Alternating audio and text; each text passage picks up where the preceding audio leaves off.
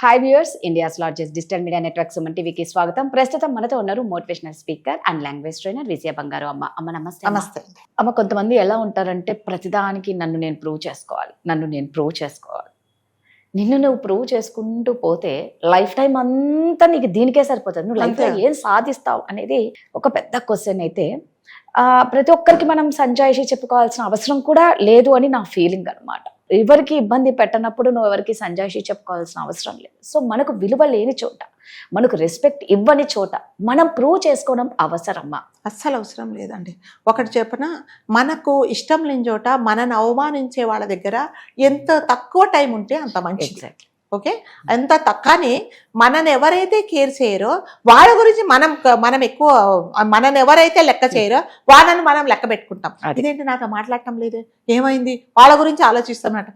అది ఎందుకు మాట్లాడటం లేదో, మిమ్మల్ని చూసి జెలస్ ఫీల్ అవుతుందో, లేకపోతే ఇంకా మిమ్మల్ని చూసి భయపడుతుందో, మీ ఎదుగుదల చూసి తను అంటే మొహం తిప్పేసుకుంటుందో అని మీరు ఆలోచించకుండా ఎందుకో నాతో మాట్లాడటం లేదు అంటే ఎందుకు మాట్లాడటం లేదు, ఎవరి గిల్టీ ఫీలింగ్ వాళ్ళకు ఉంటుంది కదా. అంటే ఎప్పుడైతే మనని ఎవరైతే లెక్క చేయరో వాళ్ళ గురించి మనం ఎందుకు వాళ్ళ గురించి ఆలోచించాలి చెప్పి. ప్రతి ఒక్కరికి మనమేంటో మనం ప్రూవ్ చేయాల్సిన అవసరం లేదండి. మనమేంటో మనకు తెలుసు, మన క్వాలిటీస్ ఏంటో తెలుసు, మనం ఏం చేయగలమో ఏం చేయలేమో కూడా తెలుసు. ప్రతి ఒక్కరికి నేను మిస్టర్ క్లీన్ అని, నేను చాలా అదేంటి సిన్సియర్గా ఉంటాను, నా గురించి మీరు అలా అనుకోకండి, ఎంతమందిని పోయి మీరు సరి చేస్తారు చెప్పండి. ఈ ప్రపంచంలో ఎవ్వరికి నచ్చరండి. అందరికి 10 మందిలో 8 మందికి మనం నచ్చుతాం. ఇంట్లో నలుగురు ఉంటేనే ముగ్గురికి నచ్చం. అక్క అంతేలేరా, నువ్వు వదిలేసే అంటావు, తమ్ముడికి చెప్తుంది తల్లి, మరి అక్కకు తమ్ముడికే పడదు. అలాంటప్పుడు మనం ఎంతమందిని నా టాలెంట్ నాది, నేను ఇలాగే ఉంటాను, నీ ముందు నేను ప్రతి ఒక్కరికి మనం ప్రూవ్ చేసుకోవాల్సిన అవసరం లేదండి. ఎవరి టాలెంట్ వాళ్ళది, ఎవరి విలువ వాళ్ళదే. అంటే ఒక మనిషి అంటే ఇప్పుడు ఒక ఇది బంగారమా నకిలీదా అని ఎవరు గుర్తుపడతారు?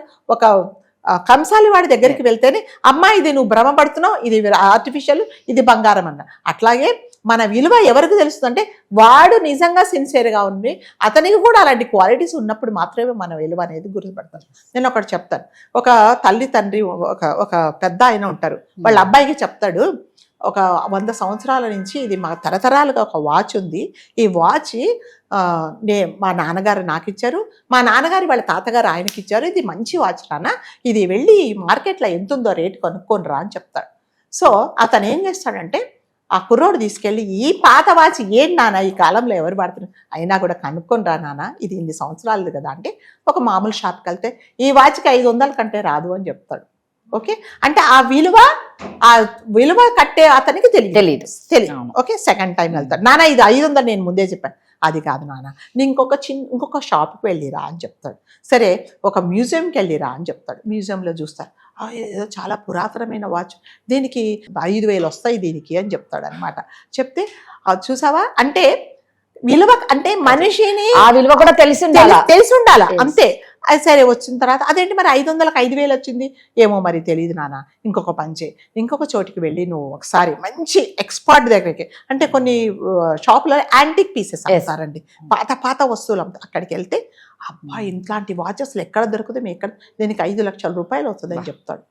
అంటే అప్పుడు చెప్తాడు అనమాట, అదేంటి నాన్న 500 అంటే ఒక వస్తువు విలువ కానీ ఒక మనిషి విలువ కానీ ఆ విలువ కట్టే వాడిని బట్టి ఆ ప్లేస్ని బట్టి ఉంటుంది.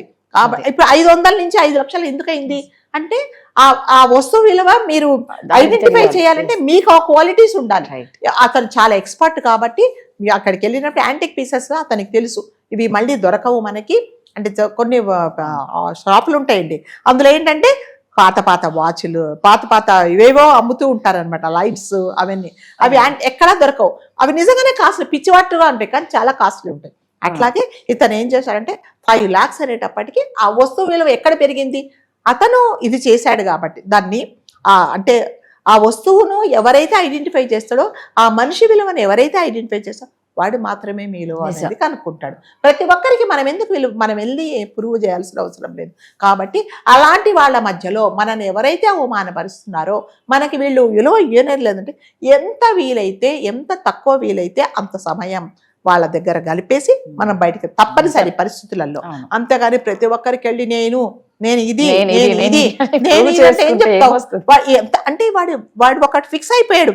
మీరు ఎన్ని వండర్స్ చేసినా, మీరు ఎన్ని మంచి పనులు చేసినా వాడు ఏమనుకున్నాడంటే మిమ్మల్ని ఇన్సల్ట్ చేయాలనే వాడి మనసులో ఉన్నాడు. మిమ్మల్ని వాడు పొగడాడు. వాడు ముందెళ్ళి మనం ఎందుకు బాధపడి మన టైం ఎందుకు వేస్ట్ చేసుకోవాలో చెప్పండి. నా విలువ ఏంటో తెలుసు, నా టాలెంట్ ఏంటో తెలుసు, నేనేంటో నాకు తెలిసినప్పుడు ప్రతి ఒక్కరికి వెళ్ళి నేను నేను నేను అని చెప్పాల్సిన అవసరం లేదు. ఇప్పుడు నేను చెప్పిన మీకు వాచ్ సంగతి ఏంటంటే, ఆ వాచ్ గురించి దాని విలువ తెలిసిన వాడు మాత్రమే మీకు ప్రైస్ చెప్పగలగాలి. 500లకు వాడికి తెలియదు కదా. ఇప్పుడు రాధగారి క్వాలిటీస్ ఏంటి, రాధగారి గురించి తెలిసిన వాళ్ళు మాత్రమే చెప్తారు.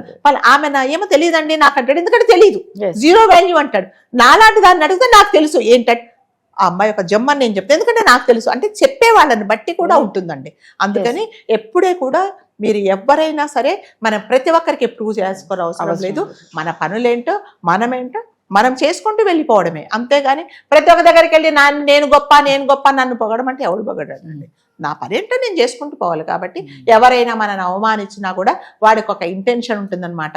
అంటే కొంతమంది జలస్తో కూడా ఏం చేస్తారంటే వీళ్ళని ఎంతసేపు వచ్చి లాగుదామా, కాళ్ళు బట్టి లాగితే వీళ్ళు వెనక్కి వెళ్తే వీళ్ళకి అదొక సంతోషం అనమాట. అలాంటి వాళ్ళ మాటలు అస్సలు పట్టించుకోకూడదండి. మన విలువ ఏంటి, మనం ఏం చేయగలమో, మన వీక్ పాయింట్స్ ఏంటి, మన స్ట్రాంగ్ పాయింట్స్ ఏంటి మనకు తెలుసు. కాబట్టి మన దారిలో మనం వెళ్ళిపోవడం. అలాంటి వాళ్ళ మాటలు అస్సలు పట్టించుకోవద్దు. నిజంగా మీరు చెప్పిన స్టోరీ చాలా బాగుంది. అంటే విలువ తెలియని చోట అక్కడ మనం ఉన్నాము అంటే మన వాల్యూ పోతుంది అనేది అంతే ప్రత్యక్షంగా కనిపిస్తుంది. 5 లక్షల వాచ్ ఆ విలువ తెలియని వాడి దగ్గర 500 రూపాయలు మరి, ఎందుకంటే వాడికి తెలియదు. సో అలాంటి వాళ్ళ దగ్గర మనం ఉండకూడదు మన విలువ. ఇప్పుడు నేనేంటండి అంటే ఏంటండి ఏముందండి అంటారు. ఎందుకు? నీకు తెలియదు కాబట్టి. తెలిసిన వాళ్ళు ఏమంటారు, అమ్మ చాలా గ్రేట్ అని అంటారు. ఎందుకంటే వాడికి ఆ విలువ తెలుసు. కాబట్టి అలాంటి వాళ్ళ గురించి మనం పట్టించుకోకూడదండి. మనం ఏంటో తెలుసు, మన సెల్ఫ్ ఏంటో, కాన్ఫిడెన్స్ ఏంటో మనకు తెలుసు. కాబట్టి ప్రతి ఒక్కరి దగ్గరికి వెళ్ళి మనం ప్రూవ్ చేయాల్సిన అవసరం అయితే 100% లేదు. నేనైతే చేయను ఆ పని అసలు. నిజంగా టైం వేస్ట్ పనులండి ఇవన్నీ. ఇప్పుడున్న హడావిడి లైఫ్ లో డబ్బులు ఎలా సంపాదించాలి, హెల్త్ ని ఎలా కాపాడుకోవాలన్న బిజీ టైంలో ఇలాంటి వాటికి టైం వేస్ట్ చేస్తే మాత్రం అవివేకులు ఎవరు ఉండరు. Thank you.